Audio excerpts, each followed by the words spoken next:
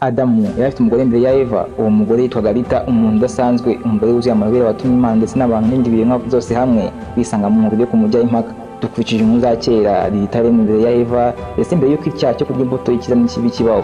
Nubwo byanditswe mu gitabo cy'intangiriro, Lilitha ni umugore wa mbere mu gihe Eva agaragara mu gice cya kabiri. Inkuru ya Lilitha itangira igaragaza uburyo ari umugore wicisha bugufi cyane kandi wubaha cyane, ariko inkuru ye iza guhindura isura ikaba mbi cyane kuko uyu Lilitha yagiriye nabi Adamu, aho umugeni wa Satani cyangwa se umugore we. Ese inkuru ye irakomeza kugeza ubwo yabaye umubyeyi w'abadayimoni. Iyi nkuru yaramamaye cyane guhera mu kinyejana cya kabiri imbere ya Yesu, ariko kandi guhera mu myaka ya kera ririho. Inkuru ya Lilitha n'inkomoko ye no kwihuza kwe na Satani zakomeje kwigaragaza mu bice bitandukanye.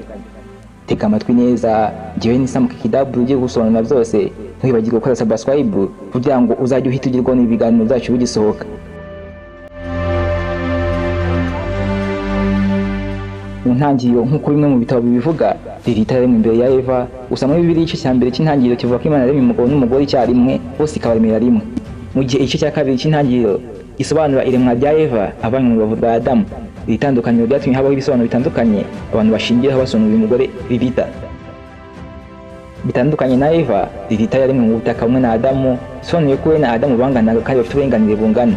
Icyakora ngo ubu buringanire bwaje guteza intambara. Mu ntangiriro igice cya mbere umurongo 27 hagira hati: nuko Imana yaremye umuntu mu ishusho yayo, mu ishusho y'Imana, umugabo n'umugore bombi niyo yabaremye. Uyu murongo usobanura neza ko umugabo n'umugore bose baremewe icyarimwe cyangwa se umunsi umwe. Ariko mu buryo bunyuranye n'umurongo 27 mu ntangiriro igice cya kabiri umurongo 21 kugeza ku 22 havuga hati: nuko Uwiteka Imana itera umugabo ibitotsi byinshi cyane, nuko arasinzira, ubu uticura ikura mu rubavu rwe maze aho bwari ruri ahasubiza inyama. Nuko Uwiteka Imana iri mu mugore mu rubavu yakuye mu mugabo, imuzanira umugabo. Uyu murongo wo usobanura irema rya Eva avanywe mu rubavu rwa Adamu, bisobanura irema rya kabiri.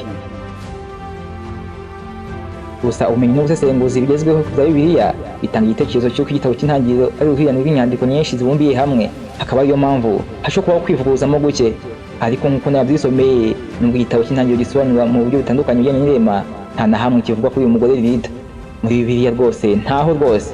Gusa mu mico ya kera no mu nyandiko zaho huzuyemo inkuru z'uyu mugore bita uwa mbere. Izo nkuru ziteye ubwoba kandi guhera ku musozo w'ikinyejana cya mbere mbere ya Yesu, inkuru ya Lilitha yatangiye gufata ishusho mbi cyane kurenza uko yari isanzwe. Ibyo dusoma mu ntangiriro bitwereka ko ibitabo bitanu bya mbere bya Bibiliya bikomoka ku masoko ane y'ingenzi cyangwa se inyandiko zitandukanye. Izi nyandiko zanditswe n'abanditsi batandukanye mu bihe bitandukanye ndetse bari batuye mu bice bitandukanye by'isi. Hanyuma izo nyandiko zaje guhurizwa hamwe bibyara inyandiko dufite ubu ngubu. Iyi teori y'uko hari inyandiko nyinshi ibyanditseho byahurijwe hamwe bikabyara inkuru dufite ubu ngubu mu ntangiriro idufasha gusobanura inkuru ebyiri zinyuranya ziboneka mu nyandiko zitandukanye zivuga ibijyanye n'irema.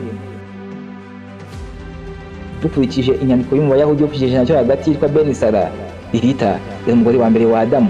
Yanze kugandukira Adamu avanwa muri Edeni yirukanwemo, nuko ahinduka umudayimoni. Iyi nkuru yanditswe hagati y'umwaka 700 n'uw'igihumbi. Igaragaza bwa mbere Lilitha nk'umuntu ufite ibyiyumviro byo gutsimbarara cyane kandi ushaka kuyobora we ubwe. Inkuru ya Lilitha itangira n'iremwa rye mu butaka bumwe na Adamu. Ukungana kwe na Adamu, kuba we na Adamu bangana, ubu buringanire niyo yabaye inkomoko y'intambara, cyane cyane kubirebana n'imibonano mpuzabitsina. Ngo Lilitha yashimagiraga ko we agomba gufatwa kimwe na Adamu. Yakomeje kujya birwanirira avuga ko na Adamu bangana, bityo ko atakwemera ko Adamu mujya hejuru. Zakomeje gufata intera neza neza. Lilitha yanga kuryama munsi ya Adamu kubera agahinda n'uburakari, ngo yarasakuje cyane, gahamagara izina ry'Imana cyane, ngarirukanka cyane, arasimbuka ava muri Edeni. Iki gikorwa cyo kwigomeka niyo ntangiriro yo guhinduka umudayimoni.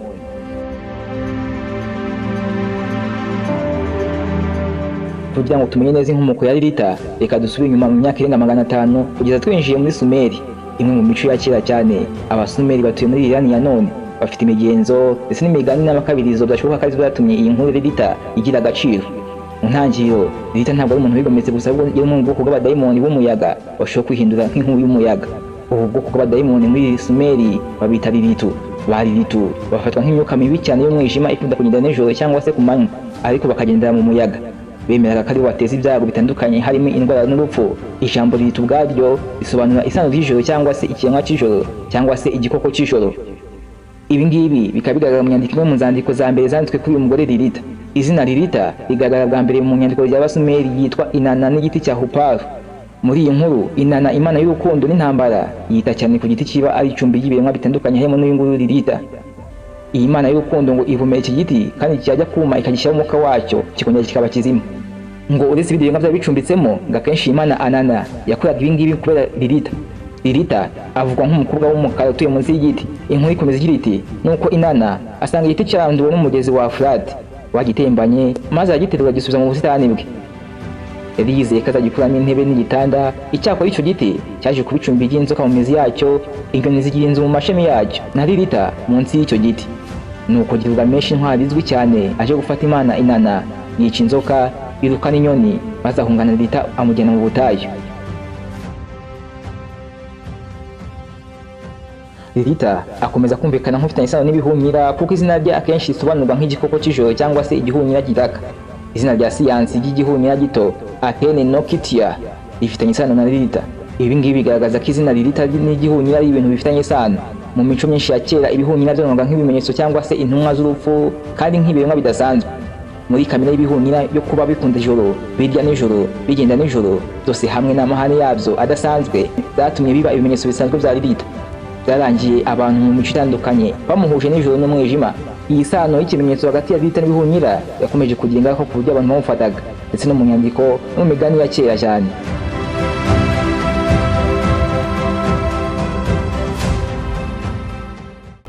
Lilitha agaragara muri Bibiliya rimwe gusa, nubwo ari gace gato cyane agaragaramo ariko aravugwa. Muri Yesaya igice cya 34:14 bavugamo ibiremwa by'ijoro. Ibyo ni mu Kinyarwanda babihinduye bavanye mu Giheburayo Lilitha. Inyandiko za Bibiliya zitandukanye zisobanura ijambo mu buryo butandukanye nk'igihunyira gitaka cyangwa se ikiremwa cy'ijoro. Ibi bituma abantu barushaho kugira urujijo rwerekeye kuri iryo zina. Wa muntu nk'umu Yesaya ugira uti ibiremwa byo mu butayu bizahahurira, n'imbwebwe nabyo bizahahurira, n'ihene zo mu gasozi zizahataha. Aho niho ibiremwa by'ijoro bizaryama bikabonera ahantu ho kuruhukira. Muri Yesaya 34 igice cya 14 muri Bibiliya ivuguruye isobanura ijambo ibiremwa by'ijoro nka igihunyira gitaka. Muri Bibiliya version nshya ho ihindura ijambo igahinduramo Lilitha. Iri tandukanye mu buhinduzi ishimangira ko kamere ya Lilitha itazwi neza kandi ko nta numwe ushobora kubisobanukirwa neza kuko n'izi nyandiko ubwazo ntabwo zigeze zimusobanura neza ngo ziduhe ishusho y'ukuri.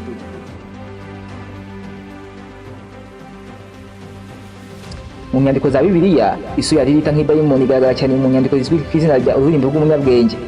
Hamwe hashushanyije inyanja y'abapfuye. Aho ngaho Lilitha ashushanywa ari kumwe n'indi myuka mibi. Ibi ngibi bigashimangira uburyo yagaragaraga nk'umwanzi ukomeye cyane mu myizerere ya Kiyahudi, cyane cyane ku bijyanye n'uburyo bizera abadayimoni. Indirimbo y'umunyabwenge isobanura ibiremwa bibi bitandukanye harimo na Lilitha. Iyi nyandiko igaragaza mu buryo busesenguye neza ibi biremwa harimo na Lilitha. Igakomeza ivuga yuko ibi bino biremwa bizana ingorane n'ibibi byinshi cyane. Inyandiko ikomeza igira iti kandi njyewe umwigisha ndatangaza ubukuru n'ubwiza bwe kugira ngo ntere ubwoba imyuka yose y'abadayimoni n'abamarayika barimbuza, imyuka y'abana b'ibinyanda, abadayimoni Lilitha, abataka n'abatangira.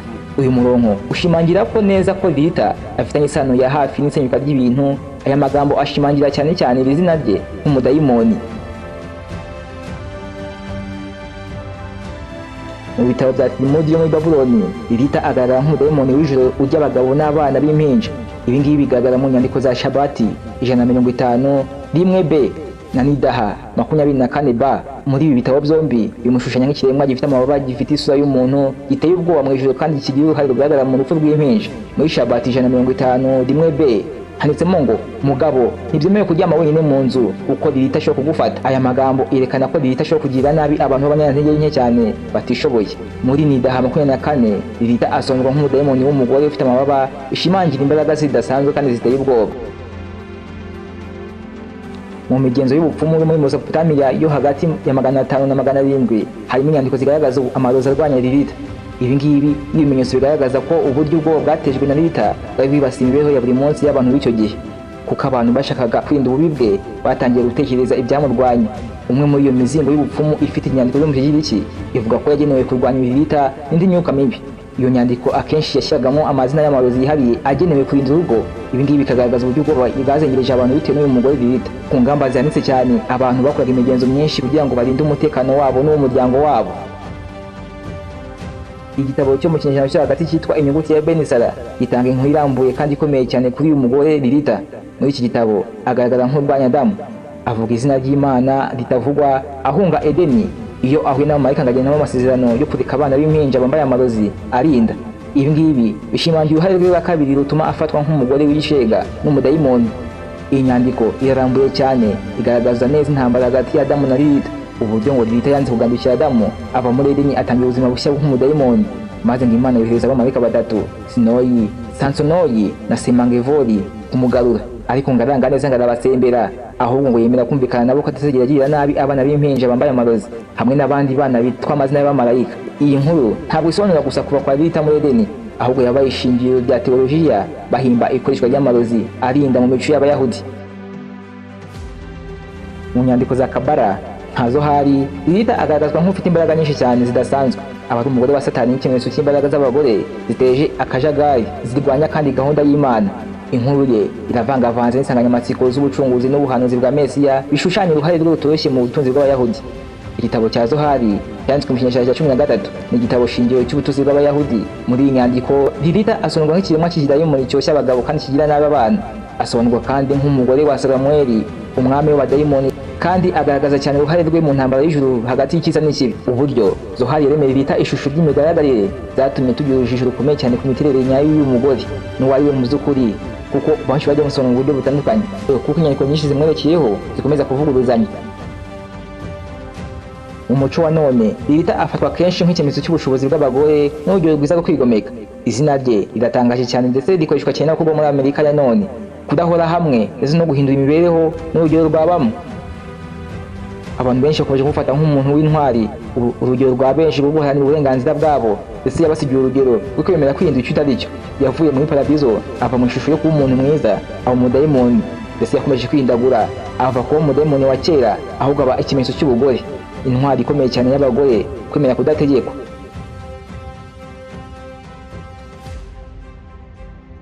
Mu myaka ya vuba ahangaha Lilitha yongeye gufatwa nk'umuntu ukwiye gufatwa nk'intwari z'abagore, ndetse nk'umuntu uharaniye ubwigenge n'imbaraga. Ishusho Lilitha afite nonaha ishimagiza uburyo yanze ku mahirwe yahabwaga n'abagabo, ndetse no kwanga kwe kugandukira umugabo. Guhinduka kwa Lilitha kuva ku mugore mwiza w'agatangaza kugeza kuba abaye umudayimoni utinyitse cyane, kugeza ku kuba intangarugero y'abagore, byose bishimangira uburyo imigani y'abantu ihora ihindurwa bitewe n'ibyo abantu bashaka kumva.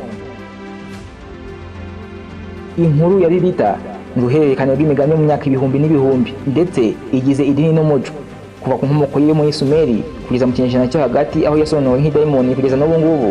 Inkuru ya Lilitha iracyateye amatsiko menshi cyane kandi irushaho kugira imbaraga. Ni umugore wanze kugandukira abagabo, ashyira hamwe imbaraga ze kandi akomeza gushimisha bamwe mu bagore batari bake cyane, bamufatira nk'intangarugero. Iyo dusesenguye neza inkuru ye, usanga inkuru ye nta kindi uretse gutera ubwoba bukomeye imitima yacu, ndetse n'ibyo abantu bagerageza gusobanura. Urugendo rwa Lilitha kuva mu isi ya kera kugeza mu gihe cya none igaragaza uburyo imigani ihora ihinduka kandi ihuzwa n'igihe. Uko Lilitha yagiye ahura n'imyaka ndetse n'imico itandukanye byatumye inkuru ye ihinduka kugira ngo ihuzwe n'imyizerere n'indangagaciro. Uyu munsi Lilitha atwibutsa imbaraga z'imigani ndetse n'urugero rwa bamwe cyane cyane abagore mu kwigomeka no kwanga kugirwa agatebo kayoriva. Umuco rero dukomeze kwifuza ubumenyi, kandi inkuru ya Lilitha itwibutse ko amateka atigera asobanurwa nk'uko ari koko.